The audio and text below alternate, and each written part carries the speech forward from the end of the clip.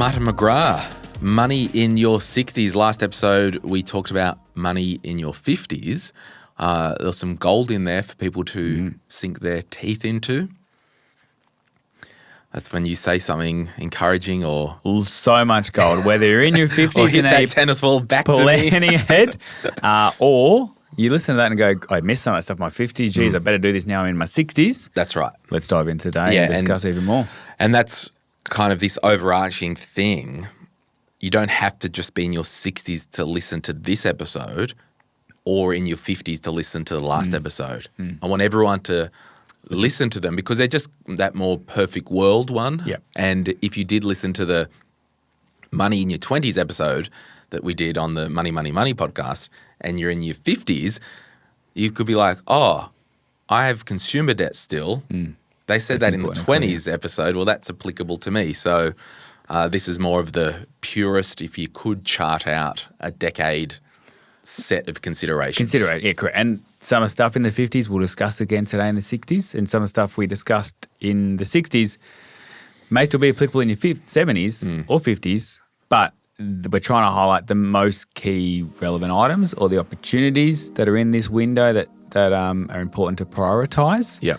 But the underlying theme and foundation is key through all stages of life. Yeah, awesome. Well, let's do a podcast called Retire Right Now. This is a podcast that will help you plan and execute one of the biggest moments in your life. That's retirement. You'll learn how to set up your finances in a way that benefits you, your lifestyle goals, and keeps you in the know within this complex world of money and investing. Your host is Glen James, former financial advisor, author, and host of the popular Money, Money, Money podcast. Glen is joined by experts in various fields around the topic of retirement in Australia. Any advice in this podcast is of a general nature. Full details are in the show notes of this episode. You only retire once, so retire right. Okay, like last episode and more of the content that we are doing on the podcast, it does have a visual companion, and that is on YouTube. We'll put a link in the podcast to the YouTube show if you are driving to work and you want to have a look at the slides as well. There's no PowerPoint, or rather there's no Excel numbers or strategy in this episode, so it's probably okay just to listen along. But we're going to have the slides just to keep us on track and just have the points on screen. So let's have a look at money in our 60s. So your first point, Martin, as a consideration, supercharge contributions, including catch-ups. Last episode is the 50s decade. We really talked about that concessional contributions. What is different now in our 60s in terms of the supercharging contributions? Well, the difference in your 60s is that through any previous decades, I'm putting money into super, that's for future me. I can't access that until when? The answer is when I'm in my 60s, I can start to access it. So therefore, one of those excuses of, well, I won't put it into super because it's locked away, that's not likely on the table now we're in our 60s. So therefore, why would we not put it into super? So there are various types of contributions there. The catch-ups are the concessionals. So they're the ones that are saving us tax, and usually they're the ones that should be prioritised, i.e., I've got some extra cash lying around, I'm still working, either using this year's concessional cap, which is 30,000, and or if your super balance is below 500,000, you may have prior years that you can now catch up and put a bit more into. And often it may be a case, again, I can't afford, I'm locking it up, or I don't have the money to do it, which is number two, which we'll get to in a second, is, well, maybe I can take it out of the super fund to put it back in, and therefore I can now afford to do it, whereas before I couldn't. So concessionals, I suppose, is the big one. If you've had a lower income, you've now got a capital gain or higher income. But also, I'll add to that, that is still relevant in your 50s, but again, in your 60s is something to kind of really focus on, is start to consider also some non-concessional contributions. Okay, that is really cool, and I just want to dig in on that. In the 50s decade, we talked about maybe putting the mortgage on minimum repayments because of the tax strategy of putting more money into super pre-tax effectively. Yep. And paying the 15% contribution tax or maybe 30% contributions tax as opposed to the tax in your marginal tax rate. Tax strategy. When we move to the 60s now, this is more and particularly the non-concessional after-tax contributions, it's less of a tax strategy in the now. It's more of a growing wealth in a tax-effective environment for later. Is that a fair statement? It's fair. Yeah. I love saving tax, so it's definitely a tax element. You're right. There's no immediate tax saving. So a non-concessional is using after-tax dollars into super. The cap per year is $120,000. And so that's saying, well, hold on, I've got 50 grand sitting in the bank earning interest. So you're telling me I can move that 50,000 out of my savings account into my super fund? The short answer is yes, pending check your own circumstances. How much tax do I save if I do that as a non-concessional? You don't save any tax on that day, but what you've done is any future income that earns is no longer in your personal tax rate. It's going to be in the super fund tax rate at 15%, which often is going to be lower than what your personal tax rate will be. But also when you move that to a pension tax rate at some point in the future within your super fund, that tax rate's going to go to zero. And that's a good point, because if you fast forward now and you're out of the 60s and you've just turned 70 and you're like, I'm going to retire now. I could have maybe retired at 67 and got some age pension, but we're kind of over the asset limit anyway, so predominantly a self-funded vibe. I'm just making a scenario up. When you get to age 70 and you're like, yeah, we're going to fully retire, start an account-based pension, and if you've still got wealth in your own name, I'll make another scenario up. You got $500,000 in a bank account outside super. You'd want as much money inside super at age 70 in a 0% tax environment. Yeah. So this is why we want to encourage people during their 60s, any surplus money, each year maybe drip feed a little bit into a tax-effective environment. The current Div 296, if you don't have $3 million in your super at the moment, it's probably not going to impact you. It's more of a bigger question for the generation of tomorrow and a bigger question of taxing unrealised gains. But I still have confidence in the super system that it is effectively a tax haven for the everyday Australian. Yeah, the fact you can have up to $2 million each, 0% tax on the income, 0% tax on the capital gains, 0% on your withdrawals for most super funds, that's fairly attractive. Yeah. And there's not many places around Australia, or no other places in Australia you can do that. So that's where usually catching up concessionals, non-concessionals, drip feed some of that surplus money over time. So you're not, if you're still working and that interest or those dividends are in your own personal tax reign, maybe either in specie those shares in, or sell and tidy up some of those IAG shares or whatever. The old Telstra shares. Telstra, the NRMA or whatever. I know I worked for Coles for a few years, so I've got some Coles shares. You're indirectly paying tax on that every year in your own tax return. Those shares or the income or the asset of those shares could be inside your super fund at a much more attractive tax rate, both for now but also into the future. Yeah. All right, let's have a look at our next point. Point your number second 2. point. Giddy up. So merging that across. So starting a TTR or an account-based pension. So a TTR stands for Transition to Retirement Pension or an account-based pension. When can we start this? We can start this from the age of 60. So whether we should is its own discussion, but we can. So a lot of people think, well, you can't touch your super till 67, or you can't touch it till 70, or you can't touch it till you've retired. No, you can start to access it from the age of 60. So that effectively then, again, opens that door a little bit of going, oh, I didn't know that was the case. So how does that start to work? It depends upon your work status. So the full, pension, the account-based pension is if you meet a certain status of ceasing a position of employment or you've retired over 60, and again, with these other episodes we've done a deep dive on this, so I won't get too stuck on that, you can move your full balance to complete pension phase. You pay no tax on that internally. There's a minimum you've got to take every year of 4%, but there's no maximum. So you've got full reign of that. If you haven't stopped working, you haven't retired, the first one is the TTR, a Transition to Retirement Pension. That is, you move a portion or most of your super fund across out of an accumulation fund to a TTR fund, often still with the same provider, and you can access up to 10% a year of your balance tax-free, what you take out. But the growth is still 15% while you're working. It's still internally taxed like accumulation is, yes. But what that might do, let's say you've got 300,000 in super, you can move or let's call it 310. Yep. You leave 10,000 behind for your future work contributions to go into. You move 300,000 into your new TTR pension, and you can take out 30,000. Why would someone need to do a TTR strategy if they're still working and over 60? So it might be that that first point of supercharge your contributions. Martin, Glen, that sounds great, but I don't have the money to do that. I know I can put in 20 grand a year. I just don't have the cash because I've still got a mortgage or I'm raising kids or I've got bills to pay. Well, hold on, you're telling me I can get 30 grand a year out and either A, that can start to go off my mortgage, or B, I can take that out as a TTR pension, put that back into super as a personal contribution. Why would I want to do that? Because you get to claim that back on tax. Right. So 20,000 out, so keep it back at 30,000 out, comes out tax-free. So my TTR pension's gone from 300,000 down to 270 and I've got cash in the bank. I guess I said, if I've still got a mortgage, that's a fast way to start to pay my mortgage off pretty quick. And if you've listened to episode on the 50s, that's how we start to pay the mortgage off quickly. And or I've logged on my ATO report, I figured I've got some catch up or carry forwards to do, I can send that 30,000 back into my accumulation super fund.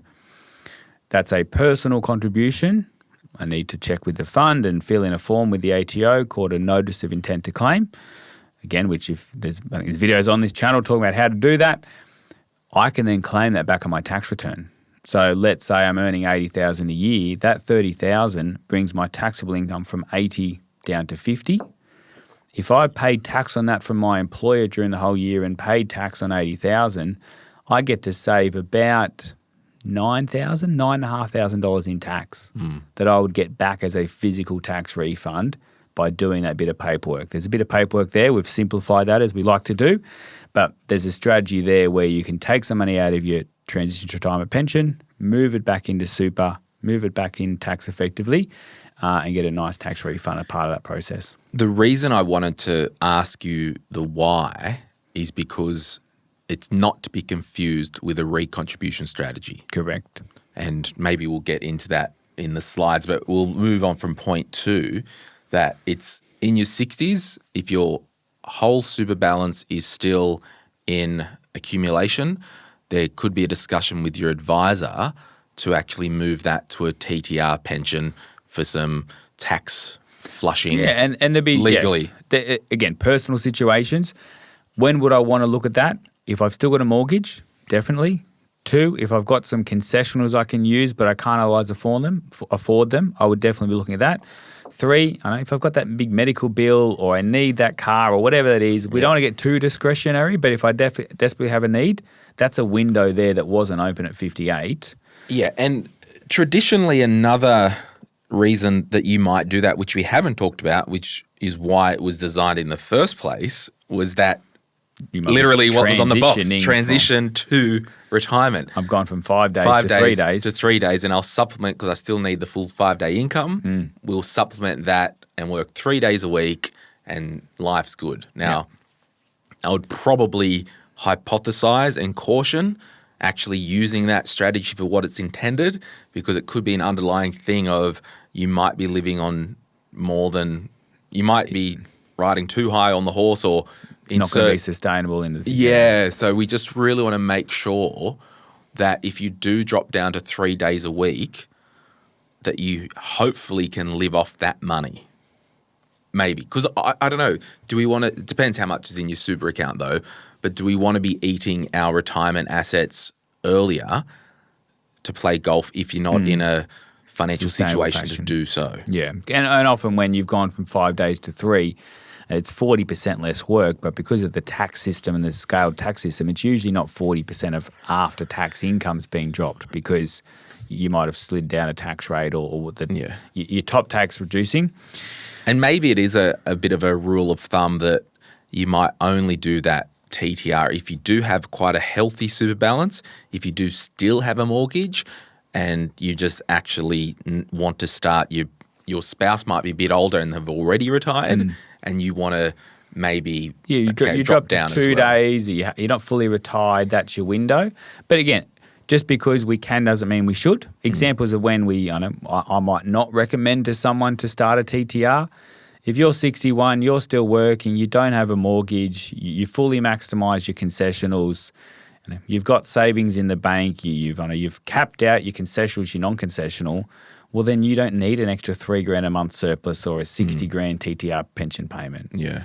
So in that case, we may not start a TTR. And I think maybe what I'm saying with this TTR and access to super and all that, if you are physically able to work and you're not in a good financial position, you probably need to consider continuing to work to clean up a mess or get into a better financial decision. And that could just be a reality rather than, I can access an extra $20,000 a year.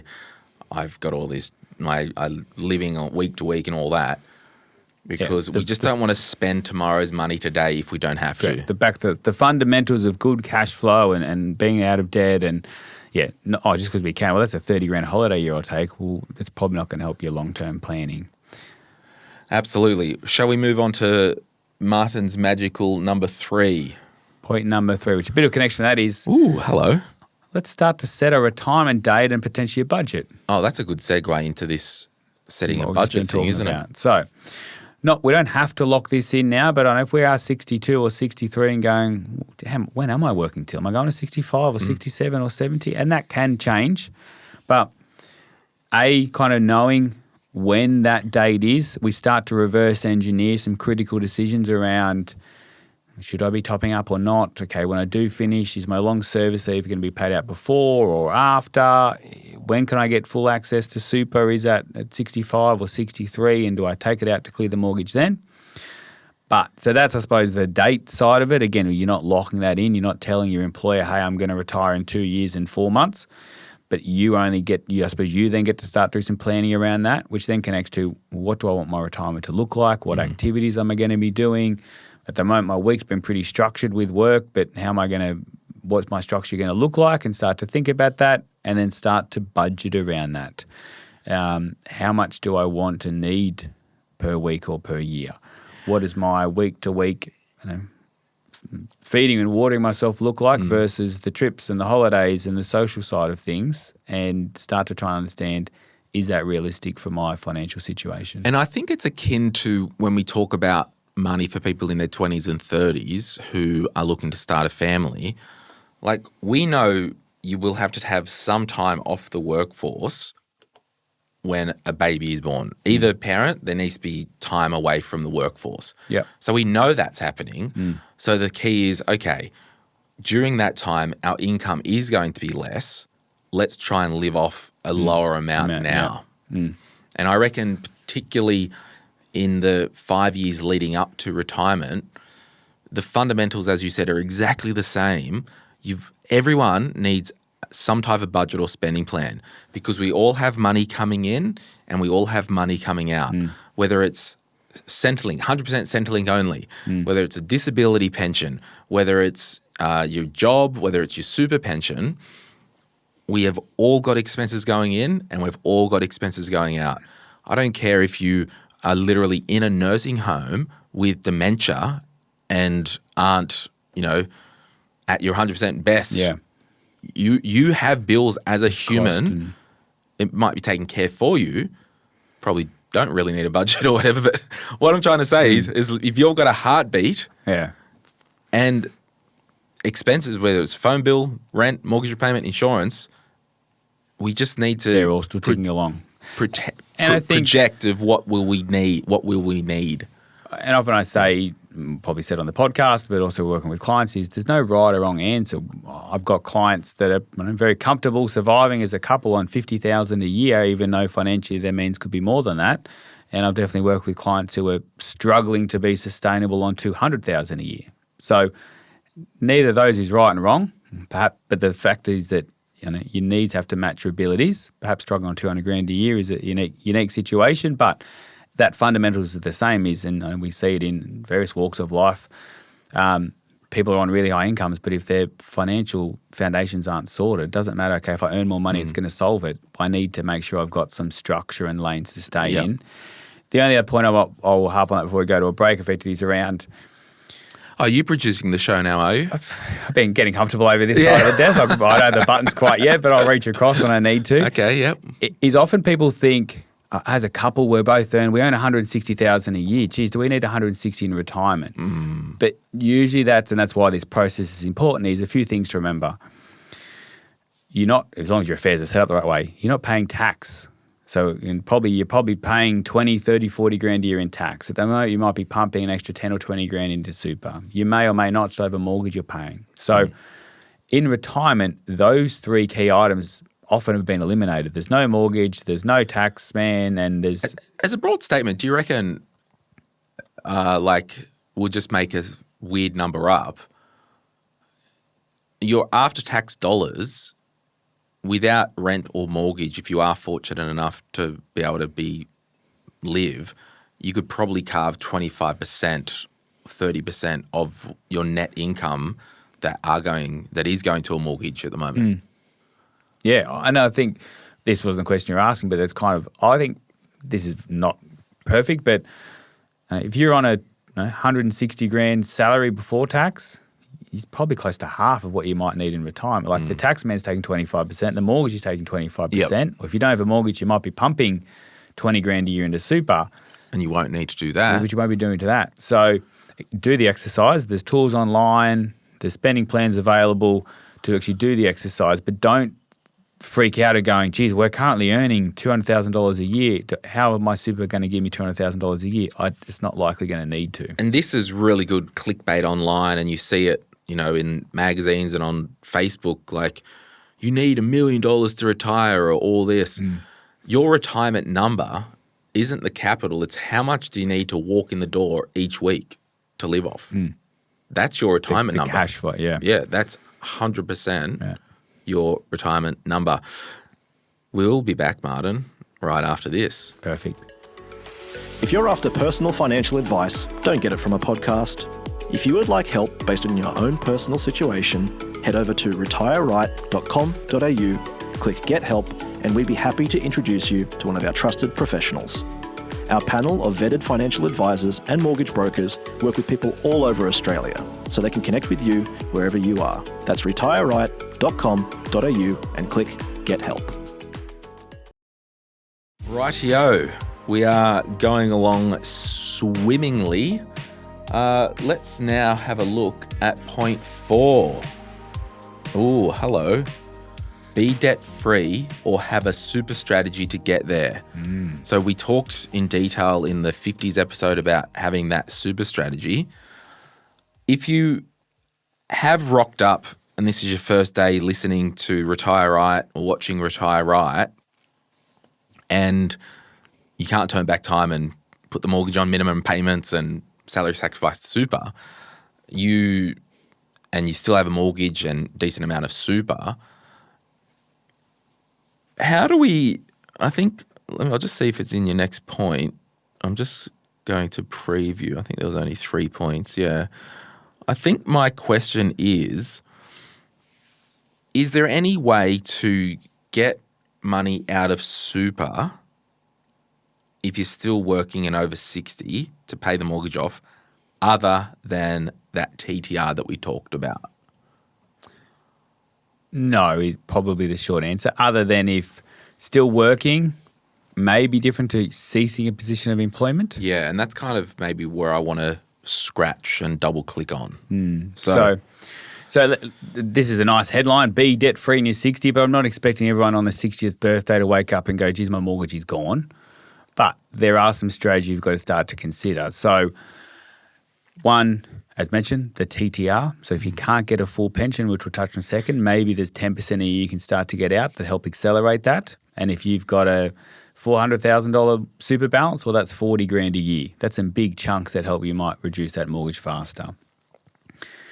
If you've got $1 million super balance, well, that's 100 grand a year. Now, as we know, well, that's less in super, but that's a plan to get your mortgage down to maybe free things up. So that's a TTR.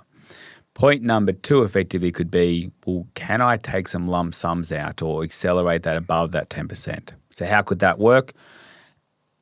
At the age of 65, irrespective of work status, people have access to get as much super out as they've got in super. Again, whether you should take your whole super out to clear your mortgage is its own separate question. But if I've still got a mortgage of $200,000 at 65 and I've got $600,000 in my super fund, I can take a lump sum out tax-free and clear my mortgage. Can I get to that sooner than 65? Yes, if A, you have retired and you're no longer working between 60 and 65, or B, if you have ceased a position of employment. Right. Can I keep double clicking on that comment? Mm-hmm. I'll be provocative and you just tell me as per legislation or law. I've got a full-time job. I'm the librarian at the high school and I'm 59. I've got $600,000 in super. My mortgage is $200,000. At age 59, I decide that, I might get a job on Saturday mornings casually at insert cafe here, running tables and then I turn 60 and decide that that position of employment waiting tables, I don't like that anymore. I'm now 60. I'm going to stop doing that. Can I then go, I've just ceased a position of employment. I'm over 60.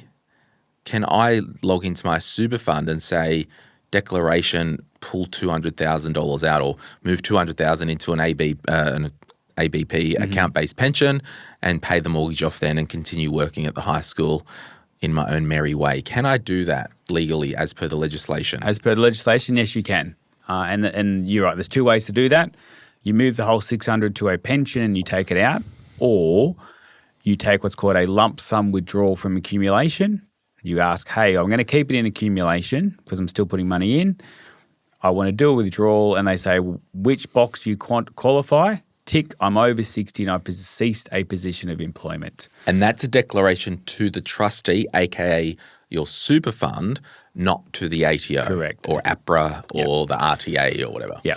And it's your super fund who's confirming that with you. That's their responsibility to do so. So they may ask, can we see your final pay slip? Can we see a letter from your employer that you have ceased a letter of employment? It looks like you're still getting contributions from ex-high school. What do you mean? Yeah. Oh, you saw for a few months there I got this extra $80 or from the cafe. Yeah, that's the one I ended. I've stopped that one. Oh, okay, yep, no worries. The form's being processed.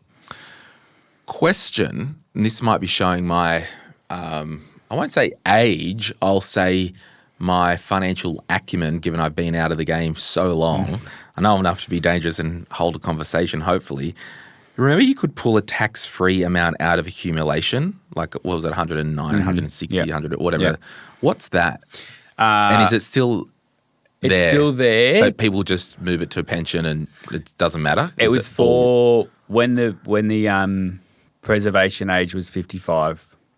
So that was for lump sums under the age of 60. Yes, okay. So it's still there and relevant maybe for TPD claims, different things like that. But it's not, it wouldn't be your go-to. General retirement because you can get the money anyway. At 60 you can get the money, so you don't need that there. Yeah. So it is still there but less relevant because now most of the time What's the current threshold for the tax-free amount? Well, over 60. No. Unlimited. Under for 60. That, Yeah, I think it's 180, 190. You don't know exactly? Oh, I don't need to know exactly. But you know that it exists, and if you need to find it, you will. Correct. I know how to find the answers. I don't need all the answers. But while we're being, I've been wondering when this was going to come up on the podcast, and so I'll throw this out there now. Back to your cafe when you're 59. Yes. Again, this is not advice. I'm not saying this should be done, but let's say you're 61 and there's a local election coming up. There is. Or a state one or a federal one. And you go, you know what, I'm always interested in doing that. I might go along for the day. And you get paid. They're going to pay me. I'll Good get money. $200 or $300 or $400 for the day. They've got to pay some super on top. Is that a position of employment? It is. It is. And you could cease it after that election day. Yeah. So there is no technical definition as to how long the position of employment's got to be, how relative it is to your normal hourly salary. It would just have to probably be in that you're in that year of your age 60 or more. So, right? yeah, good point. So back to your librarian. If they stop the cafe job at 59 and 11 months, Yeah, it shows does not over. count. No. Your final pay slip or your date of exit has to be when you are 60 years old and X number of days. Yes. So, so cease position employment before 60 does not count. It has to be after you're 60. Yep. And then that declaration you send to your super fund has to be after that final date. I will also jump in there because I think it's really important. You see this in the Facebook group. They either put in the Facebook group, and if you do want to join the Facebook group, just put when it says, where did you hear about this? Please put I heard Glen and Martin on the podcast. And tips for 60s. Just because there's so much spam out there, and we'll know that you're a real person. I did see this the other day with ceasing a position of employment for a self-employed person, and they said this.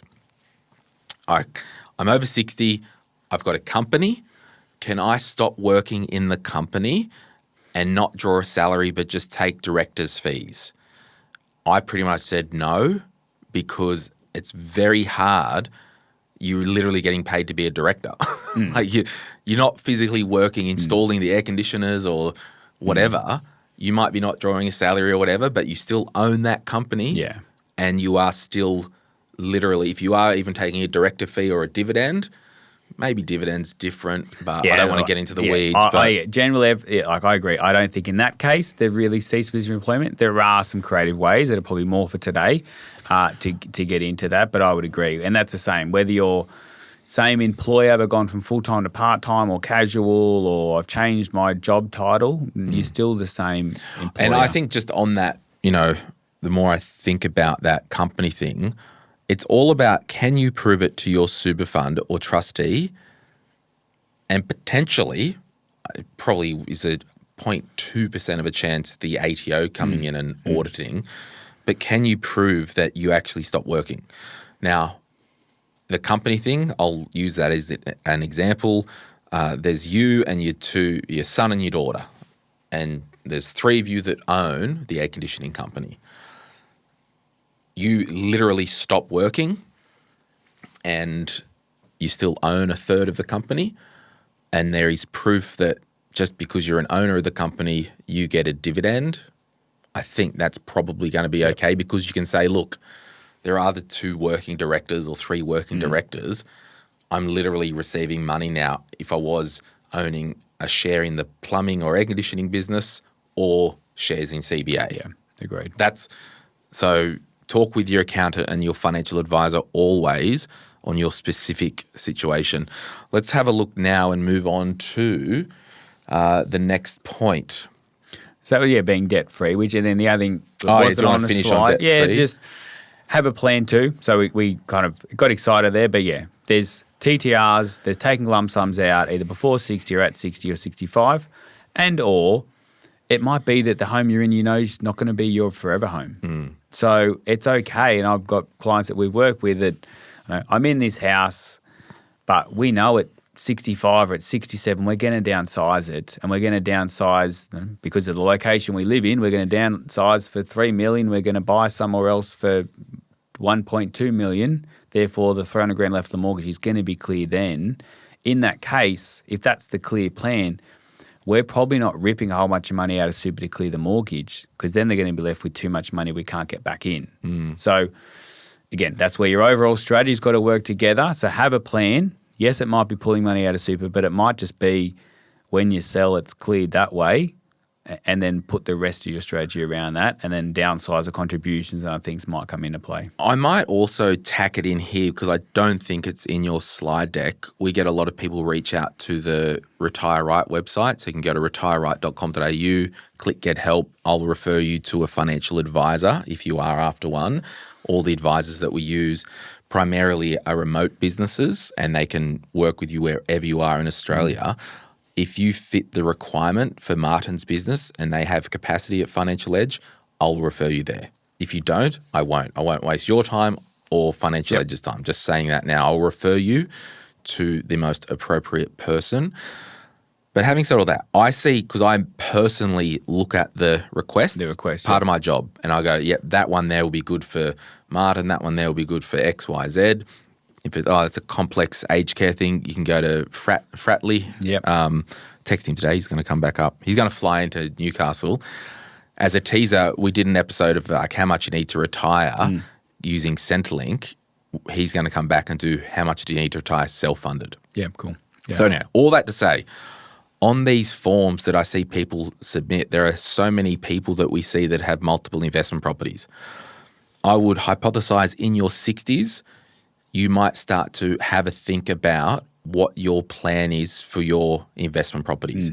And if you've got 3 properties and you're 65 or 67 and you're going to retire in a couple of years and you know that you need to offload these properties, part of the strategy is, well, that property's got meat in it.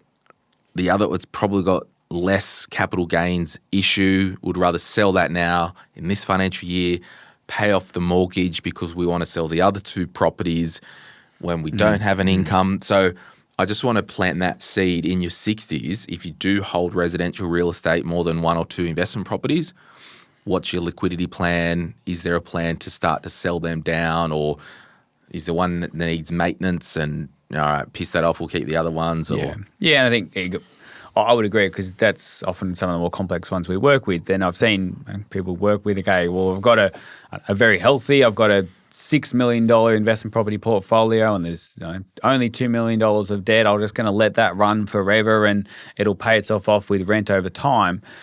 That might be what you think you're going to do at 55 or 60, but usually by the time those people are reaching their 65s or 70s, interest rates have gone up and there's been a vacant over here for a little period of time or extra repair costs on that. Usually, 90% of the time when I'm working with someone like that, they come to the realization of like, oh no, I'd still just like to be debt free. I'm happy to have a $4 million portfolio with no debt rather than a $6 million property with debt. Doesn't matter what the spreadsheet might show in the next 30 years. Just the reality of that cash flow is really important in retirement. Yeah, so it's just a consideration, because I do see the ones that they've got multiple properties and You've got different tax headaches. And because that's it. Like the way that you set up, if you're retiring in a year and then you'll have, your tax, you won't have any income tax. Well, any gain goes on your tax return anyway. And yes, you're starting at 0, but you're not going to likely sell 2 properties in one financial year. Yeah. And if there is one now that you can just sell, clear the mortgage and you're over the property and blah, blah, blah, it's a consideration. All right, we'll go to the next one, Martin. So in your 60s, next thing on the horizon is potentially some government entitlements. Right. Now, perhaps not at 60, but as the rules stand today, and I suppose to be fair, your thing says prepare for government entitlements. So 67 is when the government Centrelink age pension eligibility starts.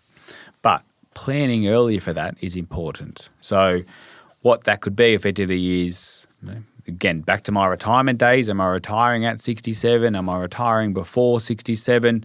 If I am retiring at 67, I've got 4 months of long service leave. Do I pay that out before? Do I retire 4 months before so that at 67 my wages have stopped? Because if you're not working at 67, if you're getting some long service leave, that is going to affect your age pension eligibility. Are there some movement of funds legally between partners or different structures, i.e., if there's an age gap between spouses, maybe it's beneficial to move some cash into the younger spouse's name for Centrelink planning, or even maybe moving money out of the older spouse's super fund, withdrawing that tax-free and putting a non-concessional into the younger spouse. If both had started account-based pensions in their early 60s, we might commute or roll that back to accumulation for age pension strategy at 67. So understanding a bit of that and what the asset tests are, the income test, again, is getting you prepared for that. We know at 67 we may be eligible, but often it's the things we do before 67 is how we maximise that. And it might even be, if I've got a $200,000 mortgage and I've got X amount in my super fund, I'm going to get less age pension So do I take that out and clear the mortgage before I go apply for Centrelink and the pension? But that can be done the day before. It can be done, but that's still the day before. I've seen people not do that until after. But that kind of proactiveness is key. And I reckon the biggest consideration, if you are going to be on the line with age pension eligibility and you do have significant wealth, maybe, and this is where I want people to have permission to live and dream. We know we did that YouTube retirement sweet spot episode. Case study, and, it just went viral. I think there's close to 60,000 views of that episode that we did around that retirement sweet spot. But if you say, let's just say age 67, we're going to retire. We think we're going to own our house. The house is worth $2 million. It's going to be exempt from any Centrelink. That's awesome. We probably can live with $1,000 a week and some rats and mice from Centrelink or whatever. Yep. So the question is, if you do have a significant super balance, with this planning up to that age, we've got to talk about gifts. Did you always want to give the kids $30,000 to go towards their house? You really want to do that 5 years out from knocking on Centrelink's door. Yep. Okay, so that's number one. You can just talk to us about the gifts, actually. So it's with Centrelink, the most that you can gift people with Centrelink is 10,000. No. Let me put this tripwire in. Is as much as you want. Yeah. However, good. If it's over $10,000 per year or 30 over five, they will consider that as an asset and you'll be docked on your pension. Yep. So there's no gift limit in Australia. And that is, I can't, what happened to some penalty? No, and there is no gift tax. Yeah. Okay. So, I think I cut you off being a bit cheeky there, but realistically, if you know that you're going to retire at age 67 and you want to help kids or grandkids, do it 5 years out. Do it. If you're 60 now, you want to do all your gifting within the next 2 years. Pre-62, and if you're listening to this at 64 and go, oh, whoops, today is still better than at 67 because at least it expires 5 years so it's after rolling. the date of the gift. So if you're listening to this in July 2025, well then if you gifted today, that gift would expire in July 2030. Yeah. Centrelink will have it on there as an asset. It's a deemed asset. And people, if I gift away, am I going to lose pension? You don't get any less pension. You just don't get any more pension. It sits there as a deemed asset till the time it expires, and then the fortnight after, you start to get an uplift. If that $20,000 gift is expired or the $100,000 gift is expired, then the fortnight after your pension starts to increase. So there's some definitely pre-planning around that. When is the right time to gift? How much is to gift? And also spending and travel. So I'm glad you brought that up because I said in that kind of the sweet spot and all that, leading up to that 67, it doesn't have to be within the 5 years. It can be the day before, the year before. You wanted to go on that big international trip. And this is the interesting thing. Do you keep working for the next year or 2 years, or do you retire earlier, spend the money on big family international holidays and do all that? Because I'll say it this way, if you gifted money to your kids and grandkids via going to the travel agent and buying them a holiday or as a family holiday, that's not considered a gift. It's expenses basically. And you could get your travel agent to give you a receipt to say, I want to pay for the whole family to go to Europe for 3 months. We're going to do villas everywhere. It's going to cost $300,000. Just travel agent, just give us an invoice. International holiday, Mr. and Mrs. Brown, $300,000. Done. So you could retire a bit earlier, spend a heap of money traveling and spending money, and then at 67, you might have money less, but get a higher. You might have less money, but you'll get the maximum or a higher Centrelink benefit. But I will caution, we don't ever spend money or do things for the lowest common denominator. So we're not spending $200,000 on first class flights to Prague with everyone to get an extra $8 a week from Centrelink. Yeah. Like that's just Not working We're not out. doing it. But if it was a goal and you wanted to do it anyway, you may as well do it. Do it. And if we always plan to upgrade the bathroom, we'll do that at 66 and spend the 30 grand rather than at 69 because that will be off your asset for Centrelink.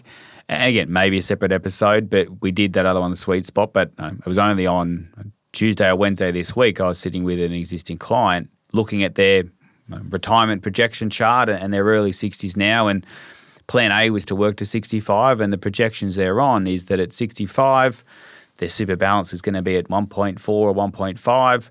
They're going to live off 100 grand a year for the first 10 years of retirement. What our modelling showed is that they would be self-funded because they'd have too much assets for Centrelink, and their assets would start to dip, but it wouldn't actually be until they were 73, I think it was, until they would start to get some age pension.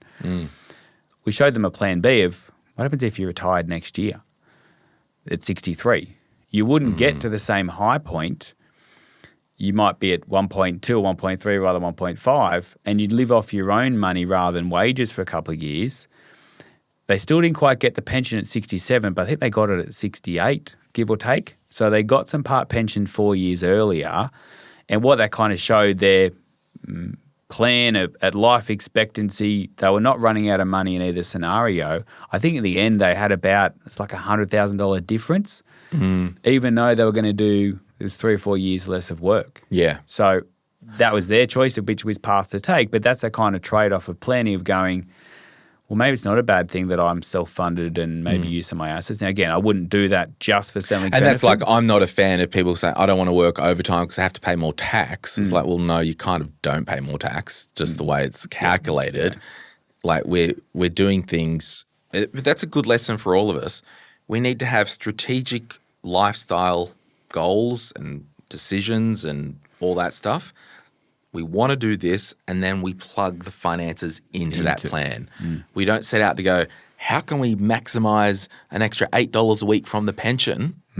All right, let's spend 200 grand. Yeah. Well, no. It's a long way the shortcut. If you do have a reasonable amount of money and you've had those lifestyle goals, now is a good time to do it. You may as well. I mean, you could do it later and your pension will go up, but it's all that, the travel thing, particularly. Pre-plan, yeah. You're a bit younger, you can probably move around more. Yeah. The youngest we're ever going to be is today. And in the end, But not tomorrow. And then the day after. Yeah. Then they left the meeting. So, no, it's okay, we'll stay with plan A. We'll work to 65. Yeah. Because that's their life. They enjoy their work. They want to see through some projects, etc. But at least they have the confidence in the back of their mind of going, if we had to, for health reasons or lifestyle reasons or other reasons, or we were made redundant, we know plan B actually works pretty well. There's that kind of that trade-off there that they're effectively the opposite of the sweet spot. They're going to be in the grey zone where you're actually better off doing a bit of spending and getting below a certain threshold. So on stuff you wanted to do anyway. Your plans do. Oh, the bathroom, it's a bit older, we'll put up with it. Well, no, don't put up with it. You got the money, do it, and you'll get an extra $20 a week. Yeah. Like, that's the kind of mindset. Exactly. So anything else there on preparing? No, I suppose just know the rules. Understand the thresholds, understand the entitlements. If it's not the age pension, there is the Commonwealth Seniors Health Card, which is a income tested rather than an asset tested threshold. And again, if you're 62, it's on the radar, but perhaps there's some things that over the next few years you can do to maximise where you're going to get to at that age pension eligibility. Yeah, and I think I didn't want to put prescriptive numbers on that with the current asset limit rates because it would just age the episode sooner. So I think it's always good to I'm a flag on the hill type of thing. Declare, disclose. I'm an advocate for financial advice. I was a retired financial advisor. I own a share in a financial advice business. Not yours. You won't give me a share in your business. Never know. We'll talk later. So I'm a 100% advocate for financial advice. I'm a member of the Financial Advice Association of Australia. I used to be on the board, all that stuff. It's always a good time to speak with a financial advisor. And what do I mean by that? Well, an initial discussion with Martin or insert a financial advisor here at any age, hey, this is my situation. Do you think it's worth having a bit more of a deep chat to see if whether you can help? You might be like, oh, look, not now, 5 years. So it's always worth running the flag up the pole. Yeah. But particularly in your late 50s, early 60s, I hope that you've seen demonstrated by particularly the last episode and this episode, a financial advisor. It's less about what's the best return you're going to get and how much money you're going to make me. It's about what's the current strategy that can be plugged into my situation to maximize tax benefits, government incentives, estate planning, and just on that estate planning thing, another thing in your 60s, when was the last time you've just checked your will? When was the last time you've seen if you've got the enduring power of attorney over you or your partner, vice versa? If you're solo, widower, widow, is there a trusted friend or family member who can be your enduring power of attorney? This stuff's really important because, as you said, we're getting older every day and we just need to make sure our wills are up to date in accordance with our wishes. Yeah, and it might have been they were done in your 30s and therefore your brother or whatever is the executor, but now he's older, he's in his 70s, maybe it's time to change that. Yeah, there might not be a step-down provision in the will as an executor. So, and it might not need to be changed because the executor is pretty much just an admin quote-unquote function. My parents' will, my uncle is their executor. And I said to the lawyer, like, do we need to change that to put me as the executor? He's like, oh, don't waste the money on the will. It's, everything's good. It's fine. He's an executor, has to just legally follow instructions. If you are listening to this and you are under 60 or you still have parents that are alive, I asked my parents the other day, where's your will? Where is it? Where's a copy of it? Yeah. Yeah. The original's at the lawyers that I use. So we're sitting around having breakfast in Bali, talking about, hey, where's your will? If you guys both hit the deck on the way home. So I think these are just practical things. They're not nice to talk about. You might talk about funeral wishes. And you can die at any age, but statistically, the closer you get to 100 years old, the closer you get to 85, the chances increase. Yeah, and then if you're listening at 60, how about a mum and dad? Mum and dad might be in their 80s, etc. Yep. And what does their situation look like? And do you, something that I see too often is, well, I don't really know what they've got or not. Who do they bank with? What accounts have they got?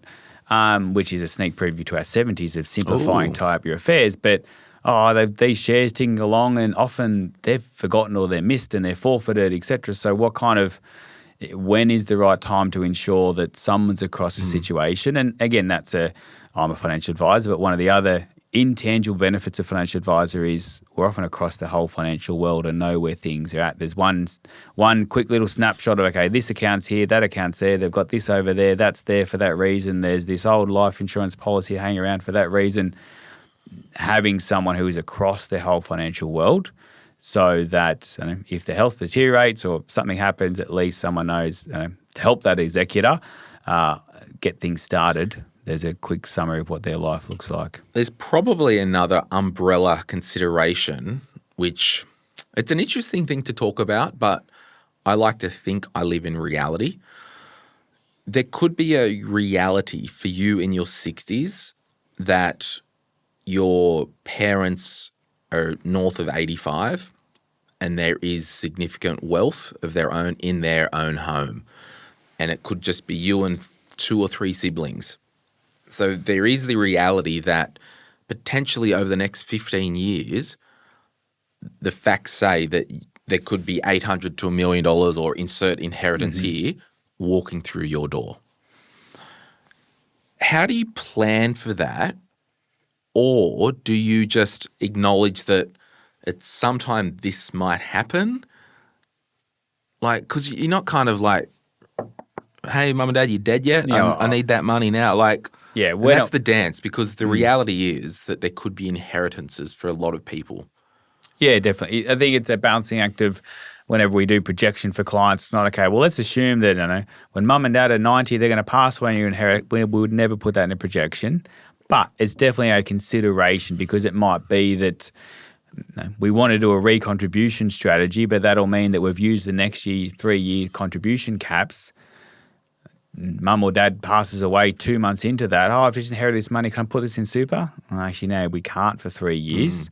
So it's, as a human, how's health? How's mum and dad's health? What else is going on? And if you're working with an advisor, that's why the advisor asking those questions, or should be asking those questions. And so don't be opposed to going, just letting you know, dad's still all right, but he's had a bit of a fall and he's now in a nursing home and different things, and we're not sure if he's going to be around for the next 12 months. Is there anything in his situation he should get looked at, and or in us as the beneficiaries, is there something perhaps that we should consider? I think the only other thing could be if you did have young adult children or late children in their teens and you're in your 60s and still working, and you do have significant super, and you might even have an investment property or two, and you're in a relatively good financial position, the inheritance and knowing that, we'll probably get $1 million or X amount from, and it could be, okay, so in our head, what we will do, we did want to help the kids with a house deposit or $50,000 or something.